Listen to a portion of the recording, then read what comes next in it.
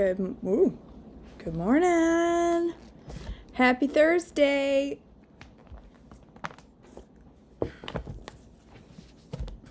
I'm all messed up here. All right. Good morning.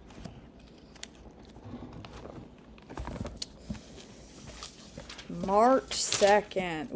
Okay. It's not that long. All right. March 2nd. The people complained to Moses. Numbers 11, 1 through 15. Soon the people began to complain about their hardship, and the Lord heard everything they said. Then the Lord's anger blazed against them, and he sent a fire to rage among them, and he destroyed some of the people in the outskirts of the camp. Then the people screamed to Moses for help, and when he prayed to the Lord, the fire stopped. After that, the area was known as Taberah, which means the place of burning, because fire from the Lord had burned among them there. Then the foreign rabble who were traveling with the Israelites began to crave the good things of Egypt, and the people of Israel also began to complain. "Oh, for some meat," they exclaimed. "We remember the fish we used to eat for free in Egypt, and we had all the cucumbers, melons, leeks, onions, and garlic we wanted. And now our appetite is gone. All we ever see is this manna." The manna looked like small coriander seeds, and it was pale yellow like gum resin. The people would go out and gather it from the ground. They made flour by grinding it with hand mills or pounding it in mortars. Then they boiled it in a pot and made it into flat cakes. These cakes tasted like pastries baked with olive oil. The manna came down on the camp with the dew during the night. Moses heard all the families standing in the doorway of their tents whining, and the Lord became extremely angry. Moses was also very aggravated, and Moses said to the Lord, "Why are you treating me, your servant, so harshly? Have mercy on me. What did I do to deserve the burden of all these people? Did I give birth to them? Did I bring them into the world? Why did you tell me to carry them in my arms like a mother carries a nursing baby? How can I carry them to the land you swore to give their ancestors? Where am I supposed to get meat for all these people? They keep whining to me, saying, 'Give us meat to eat.' I can't carry all these people by myself. The load is far too heavy. If this is how you intend to treat me, just go ahead and kill me. Do me a favor and spare me this misery." Moses chooses 70 leaders, Numbers 11, 16 through 30. Then the Lord said to Moses, "Gather before me 70 men who are recognized as elders and leaders of Israel. Bring them to the tabernacle to stand there with you. I will come down and talk to you there. I will take some of the Spirit that is upon you, and I will put the Spirit upon them also. They will bear the burden of the people along with you, so you will not have to carry it alone. And say to the people, 'Purify yourselves, for tomorrow you will have meat to eat.' You were whining, and the Lord heard you when you cried, 'Oh, for some meat! We were better off in Egypt.' Now the Lord will give you meat, and you will have to eat it. And it won't be for just a day or two, or 5 or 10 or even 20. You will eat it for a whole month until you gag and are sick of it. For you have rejected the Lord, who is here among you, and you have whined to him, saying, 'Why did we ever leave Egypt?'" But Moses responded to the Lord, "There are 600,000 foot soldiers here with me, and yet you say, 'I will give them some meat for a whole month.' Even if we butchered all of our flocks and herds, would that satisfy them? Even if we caught all the fish in the sea, would that be enough?" Then the Lord said to Moses, "Has my arm lost its power? Now you will see whether or not my word comes true." So Moses went out and reported the Lord's words to the people. He gathered 70 elders and stationed them around the tabernacle. And the Lord came down in the cloud and spoke to Moses. Then he gave the 70 elders the same spirit that was upon Moses. And when the spirit rested upon them, they prophesied. But this has never happened again. 2 men, Eldad and Medad, had stayed behind in the camp. They were listed among the elders, but they had not gone out to the tabernacle. Yet the Spirit rested upon them as well, so they prophesied there in the camp.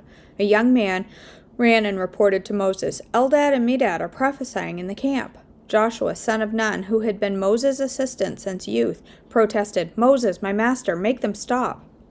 But Moses replied, "Are you jealous for my sake? I wish that all the Lord's people were prophets, and that the Lord would put his Spirit upon them all." Then Moses returned to the camp with the elders of Israel. The Lord sends quail, Numbers 11, 31 through 35. Now the Lord sent a wind that brought quail from the sea and let them fall all around the camp. For miles in every direction there were quail flying about 3 feet above the ground. So the people went out and caught all the quail and caught quail all that day, and throughout the night, and all the next day too. No one gathered less than 50 bushels. They spread the quail all around the camp to dry. But while they were gorging themselves on the meat, while it was still in their mouths, the anger of the Lord blazed against the people, and he struck them with a severe plague. So that place was called Kibroth Hattaavah, which means graves of gluttony, because they were buried. There they buried the people who had craved the meat from Egypt. From Kibroth Hattaavah, the Israelites traveled to Hazeroth, where they stayed for some time. The complaints of Miriam and Aaron, Numbers 12, 1 through 16. While they were at Hazeroth, Miriam and Aaron criticized Moses because he had married a Cushite woman. They said, Has the Lord spoken only through Moses? Hasn't he spoken through us too? But the Lord heard them. Now Moses was very humble, more humble than any other person on earth. So immediately the Lord called to Moses, Aaron, and Miriam and said, Go out to the tabernacle, all three of you. So the three of them went to the tabernacle. Then the Lord descended in a pillar of cloud and stood at the entrance of the tabernacle. Aaron and Miriam, he called, and they stepped forward. And the Lord said to them, Now listen to what I say. If there were prophets among you, I, the Lord, would reveal myself in visions. I would speak to them in dreams, but not with my servant Moses. Of all my house, he is the one I trust. I speak to him face to face, clearly, and not in riddles. He sees the Lord as he is. So why were you not afraid to criticize my servant Moses? The Lord was very angry with them, and he departed. As the cloud moved from above the tabernacle, there stood Miriam, her skin as white as snow from leprosy. When Aaron saw what had happened to her, he cried out to Moses, "Oh, my master, please don't punish us for this sin we have so foolishly committed. Don't let her be like a stillborn baby, already decayed at birth." So Moses cried out to the Lord, "Oh God, I beg you, please heal her." But the Lord said to Moses, If her father had done nothing more than spit in her face, wouldn't she be defiled for 7 days? So keep her outside the camp for 7 days, and after that she may be accepted back. So Miriam was kept outside the camp for 7 days, and the people waited until she was brought back before they traveled again. Then they left Hazeroth and camped in the wilderness of Paran. 12 scouts explore Canaan, Numbers 13, 1 through 24. The Lord now said to Moses, Send out men to explore the land of Canaan, the land I am giving to the Israelites. Send one leader from each of the 12 ancestral tribes. So Moses did as the Lord commanded him. He sent out 12 men, all tribal leaders of Israel, from the camp in the wilderness of Paran. These were the tribes and the names of their leaders. From the tribe of Reuben, Shemua son of Zakur. From the tribe of Simeon, Shaphat son of Hori. Judah, Caleb son of Jephunneh. Issachar, Egal son of Joseph. Ephraim, Hoshea son of Nun. Benjamin, Palti son of Raphu. Zebulun, Gadiel son of Sodi. Manasseh of Joseph, Gadi son of Susi. Dan, Amiel son of Gamaliel. Asher, Sether son of Michael. Naphtali, Nabi son of Vophsi. Gad, Gaul son of Maki. These are the names of the men Moses sent out to explore the land. Moses called Hoshea son of Nun by the name Joshua. Moses gave the men these instructions as he sent them out to explore the land. Go north through the Negev into the hill country. See what the land is like, and find out whether the people living there are strong or weak, few or many. See what kind of land they live in. Is it good or bad? Do their towns have walls, or are they unprotected like open camps? Is the soil fertile or poor? Are there many trees? Do your best to bring back samples of the crops you see. It happened to be the season for harvesting the first ripe grapes. So they went up and explored the land from the wilderness of Zin as far as Rehob near Lebo Hamath. Going north, they passed through the Negev and arrived at Hebron, where Ahiman, Sheshai, and Talmai, all descendants of Anak, lived. The ancient town of Hebron was founded 7 years before the Egyptian city of Zoan. When they came to the valley of Eshcol, they cut down a branch with a single cluster of grapes so large that it took 2 of them to carry it on a pole between them. They also brought back samples of the pomegranates and figs. That place was called the Valley of Eshcol, which means cluster, because the cluster of grapes the Israelite men cut there. The Scouting Report, Numbers 13:25 through 33.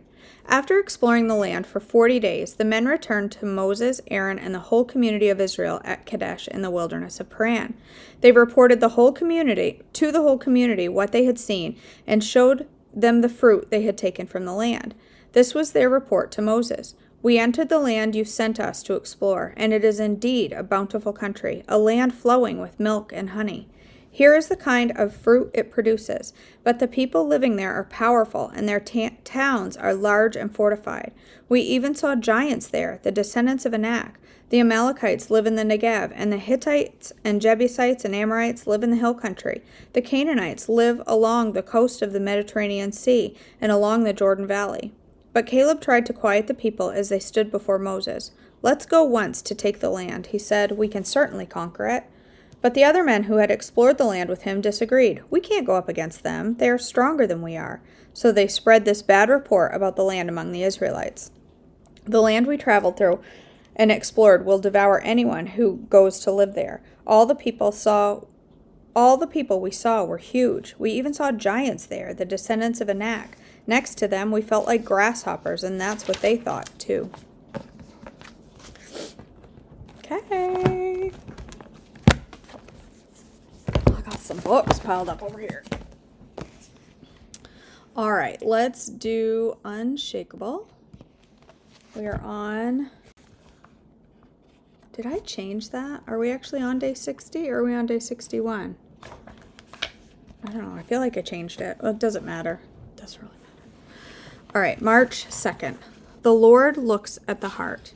Psalm 139:23. Search me, God, and know my heart. Image seems so important to people, but not to God. First impressions seem to buoy people up or sweep them under, no matter how fair or unfair those impressions are. Oftentimes, God's call contradicts appearances or overwhelms first impressions, and that's good. Imagine how David might have felt when the prophet Samuel thought that Jesse's oldest son and David's older brother Eliab was surely going to be the next king. But God told Samuel to anoint David. Jesse never thought that his youngest son David was even in the running to serve God as king. Do you think it was demoralizing for David to realize that neither the prophet nor his father considered him good enough to serve in the way that God was calling him to serve as a king? If David felt this way, he certainly didn't let it keep him from stepping into his calling. If you face opposition based on other people's impressions and opinions, remember that ultimately what other people think does not matter. The only opinion that matters, the only vote that counts, is God's. First and foremost, he considers your heart. If he calls you, no opinion, appearance, or impression can stop him from working his wonderful plans and purpose through you. Lord, thank you that what you think of me is far more important than what others think. I believe your purpose will be fulfilled in my life no matter what. That's the good one.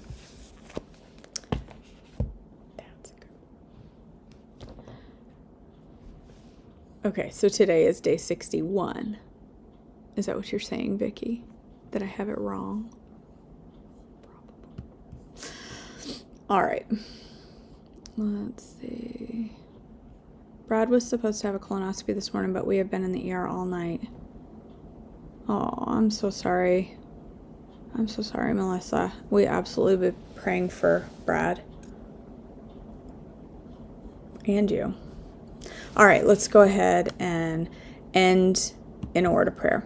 Father in heaven, thank you so much for today. Thank you for another day to get up and serve you. I pray, Father, for Brad, who's in the ER, who's been in the ER all night. I pray that you will ease his pain and you will help the doctors to figure out exactly where the source of pain is, exactly what the issue is, and exactly what needs to be done to resolve this so that he can continue on his journey to healing. I pray for Melissa, who's right there with him and who is also feeling his emotional pain, and I pray for her peace, her comfort, and her patience for him and for the situation. And I just pray that you will give both of them a sense of peace and comfort and a sense of you. Father, I pray that you will go before us today, keep our eyes focused on you in everything we say and do. In your precious name I pray. Amen. All right, my friends. That's it for Devos. Next up, breakfast. I don't know what, but it's going to be an S. All right, guys. I love you all. I hope to see you back tomorrow for more devotions, and I hope to see you in just a few minutes for something in my upside down kitchen. My kitchen is a royal mess, and whatever. It's just going to stay that way today. All right, guys. I'll see you in just a few minutes. Have a great day.